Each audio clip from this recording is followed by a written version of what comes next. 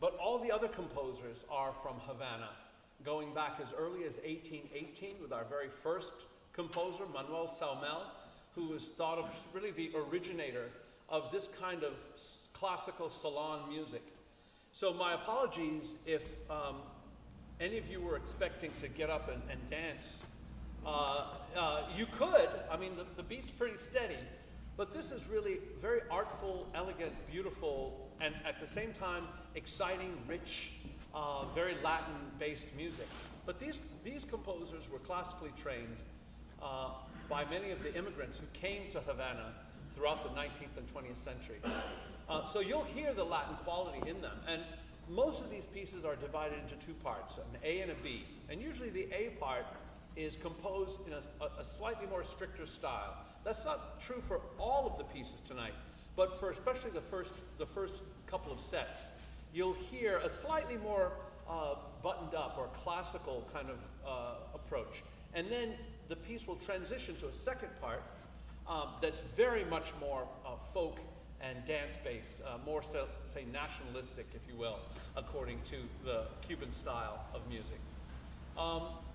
So the composers you'll hear tonight are Manuel Saumel, born 1818 to 1870, extremely poor, discovered his talent at a relatively young age, and was taken under the wing of one of the great teachers from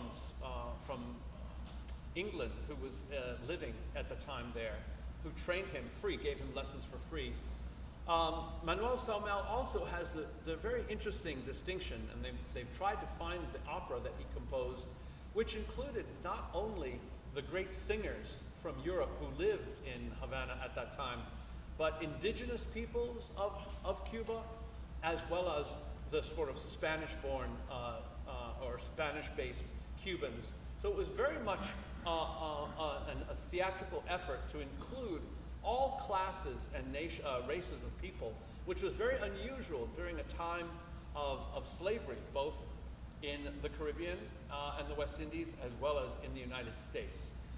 The production, unfortunately, never got off the ground, but we have some notes about that. So Manuel Saumel had a very unique vision of music for his lifetime. Following that, we have Ignacio Cervantes, great, very elegant, beautiful composer. And all these works are relatively short, except the last two, which are a little bit more epic. But Ignacio Cervantes, another Havana-born composer, very prolific. But what we were left with were about 50 contradances, which he composed, mostly in the latter half of the 19th century and early 20th. He was a band leader, like Ernesto Lecuona, our final composer. And in between, I'm going to play two works by Glenn Jenks, who I mentioned, lived and born, raised here in Maine. The first one is called Arrogancia, or Arrogance. And he liked to do a lot of tongue-in-cheek play, sort of punning. But this one is dedicated to, at the time he wrote it, George W. Bush was in office. And so it has a little bit of a political undertone to it in the title. So he dedicates it to George W. Bush. But the second piece is one of the most poignant things you'll ever hear. It's called a tango, and it's, the title is The Hands of My Father. And he had, I think, had a bit of a falling out with his father at some point, and then realized that they were connected through their hands. He noticed that, oh my God, my hands are just like my father's, and they reconciled. It's a beautiful, beautiful piece. One of the most beautiful pieces I play. So I think you'll enjoy that. I have not heard that his father has passed away. So if he is still alive, he's broaching 100 years of age, retired down in Florida. I think I'll reach out to Faith, who is Glenn's wife, and still lives in Camden, to find that out. But I met his father at the memorial service we did for Glenn, who died at the much too young age of 65. Following that is a single work by René Touzé, although a French name. He was a Havana-born composer as well. You might know that Cuba was colonized by many, many nations: Spain, France, and so there's a lot of different names and cultures depending on where you are on the island. And he wrote a little piece for a niece called Cervantina. That's just a nice conclusion to that particular trilogy. We'll end with Ernesto Lecuona's pieces, which I think I'll sort of describe a little bit and play in groups. So let's get to some music. And for those of you who are not familiar with the recent technology of turning pages, I normally would have a page turner here. And over the years, I've had many different types of experiences. Some of them positive and many of them not so much. Everything from someone humming along to tapping their foot on the thing, to wearing excessive perfume, which is kind of distracting, to having a tie that's not pinned down so that every time they leaned over to turn the page, the tie would flap in front of my face. I had the misfortune of having someone fall off of the edge of a stage once, which was very unfortunate. Concert ended, ambulance, the whole thing, I went home. All right.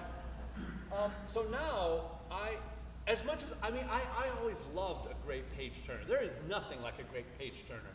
Someone who sits just beyond your peripheral vision, is tall enough to take one step, lean and turn, step back, and sit. That's what you want. Quiet, unobtrusive.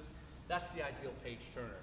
Doesn't hum, doesn't tap, doesn't wear ties, no perfume. So I used to relish and thank profusely my great page turners, which I have had a few. But now we have this technology, so I wanted to bring this up because a lot of people often are distracted by, like, how is he reading the music? How are the pages being turned? So this iPad, which you saw me speak into, that Diren had, this iPad contains all of my repertoire, all my music.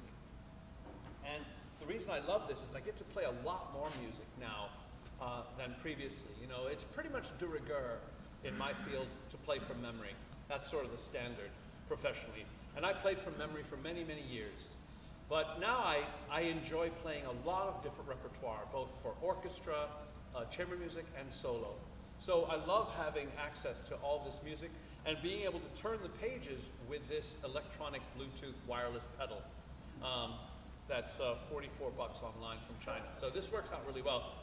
This pedal, of course, makes the pages go that way, and this pedal makes the pages go that way, although I can change a switch and it'll do something else. But so that's how I'm turning the pages, so you don't have to be distracted by that. All right, very good. So what I do is I put it right by my left. There are 3 pedals down here. I put my foot on the left pedal, and what I've done was I tried to figure out what the natural, like when I just move my foot, what's the natural? So I put it at a specific distance. That's why when I just move my foot, I don't have to think about it. It hits the correct pedal. We hope. If you see me stop and use my finger, you know I've kicked too many pages or something has gone awry. So here are 4, you're going to hear 4 dances by Manuel Saumel, written in the middle of the 19th century. Again, there'll be a little classical flavor for a while, and then it'll start to loosen up. And then I'll follow that by 5 short pieces by Ignacio Cervantes, who's the next sort of in the generation of Cuban piano music. Here we go.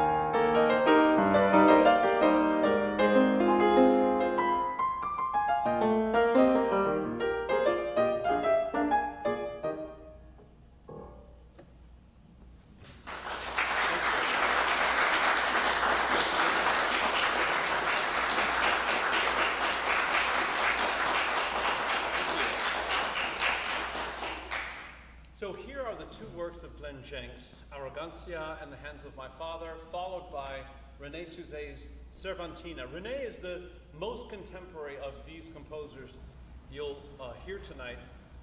Died in 2003, and one of my college classmates, Juan Pablo Subirana from Miami, was actually a friend of René's during the 80s and 90s, actually growing up in Cuba. And he premiered a lot of René's piano works, which is interesting. He's now gone on to sort of become the Richard Clayderman of Havana, my friend that is. So there's a little bit of a personal connection there. So here are three works by Glenn Jenks and René Touzet.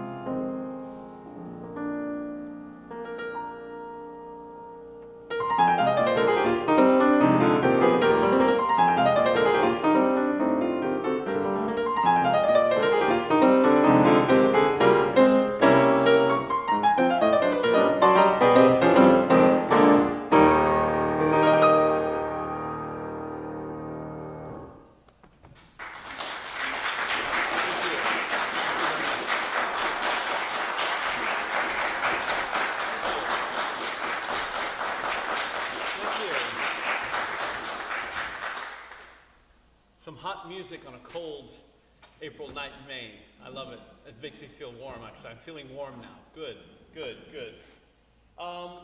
So this last composer, Ernesto Lecuona, probably the most known among this genre of pianists. He had a huge career around the world, particularly in the United States and in Spain, but also in Europe. A prodigy at a very young age. His sister is renowned for having composed the famous tune from Desi Arnaz's theme song from I Love Lucy, Babalu. So Ernestina composed that piece, and Desi was a great fan and friend of the Lecuona family. Lecuona was often dubbed in this country sort of the Gershwin of Cuba. And of course, you know, it's a bit patronizing. Lecuona was an amazing pianist and would have been one of the 20th century's greatest classical pianists in terms of, you know, sort of the traditional European classical music. But it was a time of nationalism around the world. France had their wave in the last quarter of the 19th century with composers as Debussy, Ravel, Saint-Saëns, and so on. In Latin America, we have in the early 20th century, in Brazil, Heitor Villa-Lobos, in Argentina, Alberto Ginastera, and in Spain, Albéniz and De Falla, and Granados. So the push to identify one's national music was very, very strong around the world. We had in this country Copland, initially born in 1900, followed by Bernstein with his famous West Side Story, which has a fascinating history, actually. It was originally supposed to be, I think, the Poles and the Jews, but it ended up, because it was delayed, the production was delayed by a decade or more, it ended up being the Puerto Ricans against the, you know, the locals or whatever. So that has a fascinating cultural history all unto itself. In Cuba, there was a great national push, both for what they thought of as Cuban music, you know, some of what you're hearing, some of the rhythms you're hearing today, but also Afro-Cuban music. So one of the pieces you'll hear in this set is a piece called The Dance of the Nanigos, which was a festival dance given by Cuban blacks at the time, and as part of the great Afro-Cuban movement that coincided with the Harlem Renaissance here in the United States. So I want to open with a few pieces, the first one being La Mulata, and these titles, by the way, all of these pieces in fact have titles to them, and they were basically meant to help popularize and give some orientation for people who were listening. This first one, called La Mulata, is a simple sort of Cuban dance style music. And La Mulata simply means a mixed-raced girl, usually Spanish, African, and indigenous, or potentially French-based, depending on where she comes from. The second piece I'm going to play of this set is La Comparsa. And La Comparsa is basically a ritual dance done during Epiphany by Cuban Afro-Cubans to celebrate, you know, the birth of Christ and the end of the 12 days of Christmas and so on, the arrival of the three kings. And so what you hear in this piece is the processional starts very far away, gets very close, and so the music gets louder and louder, and then you sort of sense that they're walking out of town as the music then fades out. And this is the piece that Dolores, the pianist in Havana at the restaurant, which was the first piece she played for me when I asked her to play. And so I'm going to do it the way she did. It's originally written A section, B section, close, but she did A section, B section, then she repeated the A section with a little improv, which I thought was really cool. So that was neat. So that's La Comparsa, the processional. And then I'm going to end with a piece that really tips Lecuona's hat to Chopin. Lecuona studied in Europe, like many young, gifted pianists around the world. And Paris was sort of the center of education in the 19th century, as Germany was in the previous century in terms of classical piano.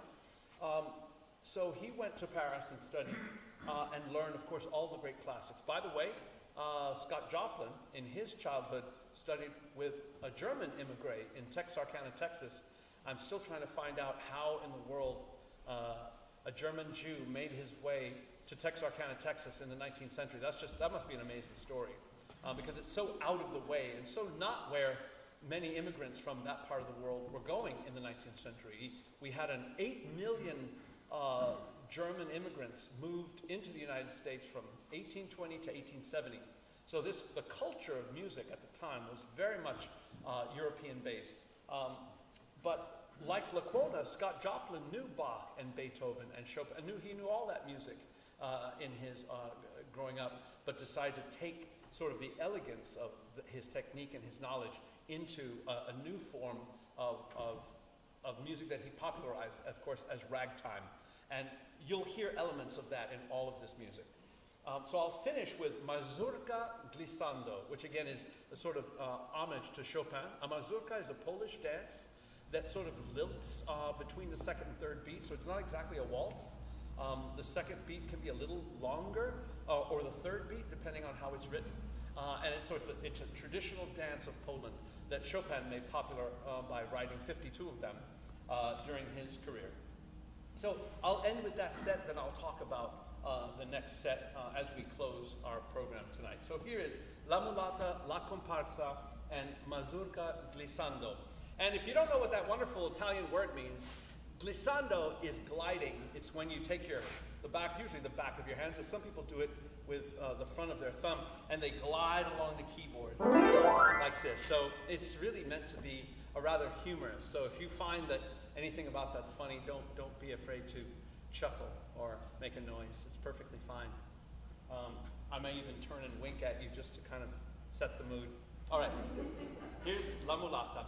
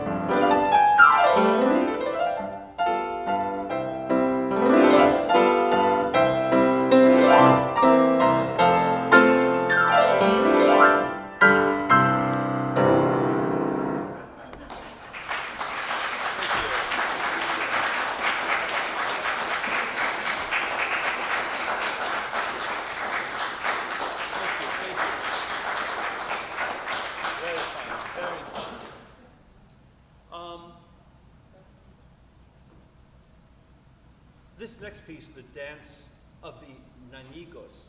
So the Ñañigos were essentially the African slave, the men particularly, who were allowed to form clubs.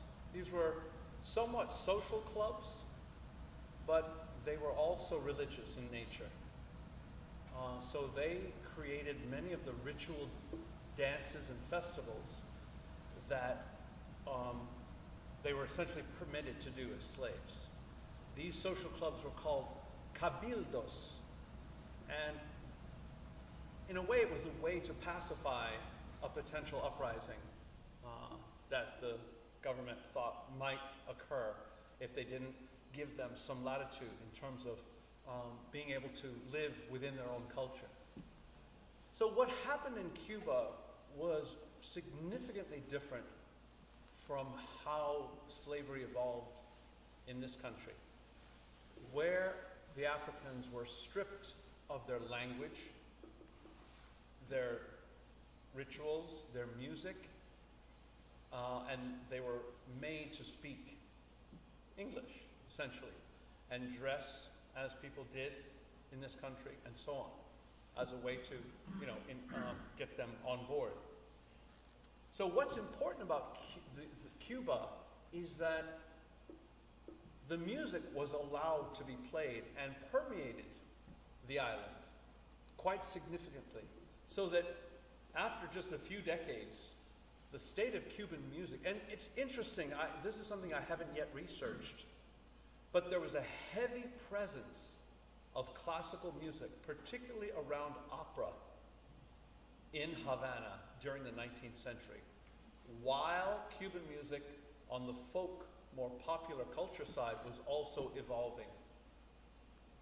And so it would be fascinating to know how those two things lived together or didn't, as it were. But as trade routes began to open up, particularly between New Orleans and Havana, musicians began to have these wonderful exchanges, as had happened, in fact, in Europe during the latter part of the Middle Ages, between, say, England and Spain, or France and Spain, with all of these marriages combining courts and powers that allowed the musicians of each of those cultures to influence and impact each other. Likewise, as we move into the late 19th century and the early 20th, musicians of the United States and the Afro-Cuban and native musicians of the islands began to interact. And so over time, we have this wonderful introduction of African rhythms and instruments combined with European structures and forms and instruments, being things like the violin, the trumpet, African instruments being, of course, mainly the drums, but also various flutes and plucked-like instruments as well. It's a fascinating time of history. And so what evolved was what we know as Afro-Cuban music. In this country, as I mentioned, the Harlem Renaissance was a big thing in the 1920s and 30s. And so jazz and swing and bebop eventually came in the 1950s. And then all kinds of more modern forms of jazz. So it was a very rich time of inter and intraculturalism. So this next work is really wonderful. It has a very strong African quality. And I want to just point out one feature of this piece before we hear this, as well as our last two pieces. And that is that Lecuona does a really cool thing where he imitates an African instrument called the djembe, which is a drum that's hollowed out. It has an animal skin on it, and you hold it and you put your the hand that you're not using, you put your arm inside the drum, and you can change its pitch by moving your arm in and out as you hit the top of it with your other hand. So it has this really cool kind of trombone. I mean, not trombone, but it slides. It has a fascinating sound. And so Lecuona uses this technique where he plays two notes that are actually a half a step apart. So they're really close, but he does it an 9 notes apart, so that it sounds very like this. And it's kind of like the arm being pushed up into the djembe. It's such a cool effect, and it really comes off in this piece. So I wanted to make sure that you sort of pay attention to that as you hear that middle section, which is so exotic and cool. All right, so here is the dance of the Nañigos, and then I'll talk about the last two pieces, and we'll be done.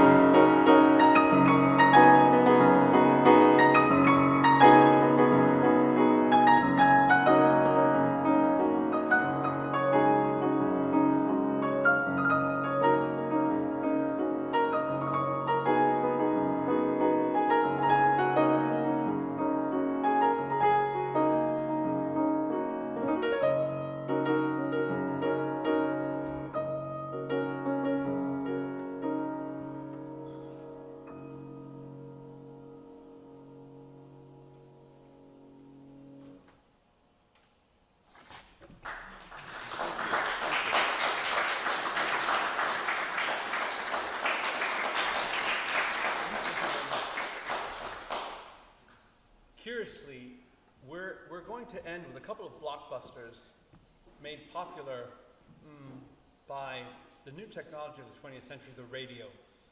Lecuona's Malagueña was played on the radio thousands of times during the 1950s and early 60s and became extremely popular, so much so that I think there are some 63 versions of this piece arranged, including those for orchestra and chorus. Someone actually wrote words to this piece. Malagueña, of course, being from Malaga in southern Spain, which is famous for being the birthplace of the artist Pablo Picasso. Many of you may recognize, always when I play this piece, someone recognizes, oh, my uncle used to play that, oh, my mother used to play that, oh, I know that from the radio. So if you don't know it by title, you'll recognize the tune probably. But before that, Ante el Escorial, which was a very dark place in the Middle Ages in Spain, is a very, at the time, before it was cleaned, kind of like Notre Dame. When I lived in Paris, Notre Dame was gothic and dark and then they cleaned it, and I went back, I didn't even recognize it. Like, this isn't Notre Dame, all those centuries of darkness in the soot and moss that was on the thing. But El Escorial now is all sanitized, and it doesn't have the impression that you get from what Lecuona saw when he saw that building outside of Madrid. In this, before the Escorial is how it's translated. And so it's a very epic piece, dark, and he was, I'm sure, imagining all kinds of things happening during the Inquisition and whatnot. So this first sort of tone poem for the piano he composed after visiting Spain on several occasions. He was very popular in Spain. His recitals were always sold out. He was also a band leader, remember, so he traveled with members of his group. So the last two works were not going to actually end in Cuba, except that Lacona composed them. But these are two Spanish-based works that he wrote after his tours in Spain during the early part of the 20th century. So I've really enjoyed having you as my first audience in over a year. Thank you so much for showing up. It's very, very lovely. As well as those of you online, thank you so much. And thanks to Lily for hosting and being MC. And I look forward to following up after I say goodnight to the folks here in the room. Hopefully we can follow up with some conversation and questions before I leave for the night. So here is in front of the Escorial and Malagueña.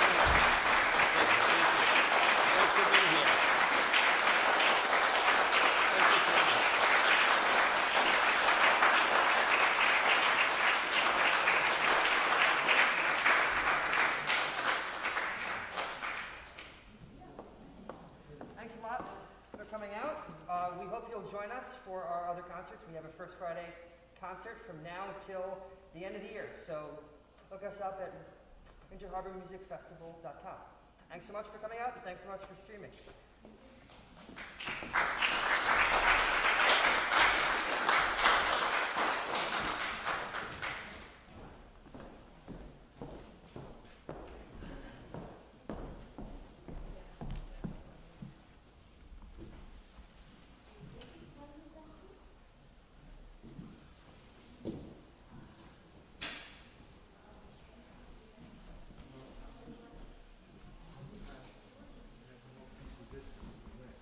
Yes, yes. Yes. Yeah, yeah, it's hopefully. Hope so.